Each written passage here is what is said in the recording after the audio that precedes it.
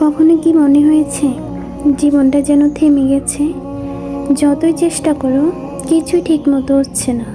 সব দরজা বন্ধ, সব আশা শেষ। তখন মনে প্রশ্ন জাগে, আল্লাহ তুমি কোথায়? আমরা ভুলে যাই আল্লাহ কখনো হারিয়ে যান না।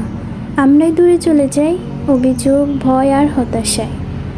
আল্লাহ বলেন কোরআনে, আমি আমার বান্দার খুব কাছেই আছি। সে যখন আমাকে ডাকে আমি তার ডাকে সাড়া দিই। জীবন যখন কঠিন হয় তখন আল্লাহ আমাদের শাস্তি দিচ্ছেন না, বরং আমাদের তার কাছে ফিরিয়ে আনছেন। কারণ কষ্টের সময় মানুষ সবচেয়ে বেশি ইয়া আল্লাহ বলে কাঁদে, তাই না? আল্লাহ কষ্ট দেন কিন্তু ভেঙে দেন না। তিনি শুধু আমাদের গড়েন। তিনি জানেন এই কষ্টের মধ্যেই আছে তোমার শক্তি গঠনের পথ। আর কষ্টের সাথেই তো রয়েছে স্বস্তি। তাই তুমি শুধু ধৈর্য ধরো, কারণ প্রতিটি অন্ধকার রাতের পরেই ফজরের আলো আসে। যখন তুমি ধৈর্য রাখো, আশা রাখো, তখন আল্লাহ ফেরেশতাদের বলেন, দেখো আমার বান্দা কষ্টের মাঝেও আমার উপর ভরসা রাখছে।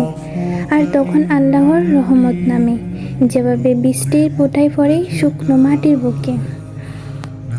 তাই প্রিয়, কখনো বলো না আল্লাহ আমাকে ভুলে গেছেন, বরং বলো হয়তো আল্লাহ আমাকে আরও সুন্দর কিছু দেওয়ার জন্য সময় নিচ্ছেন।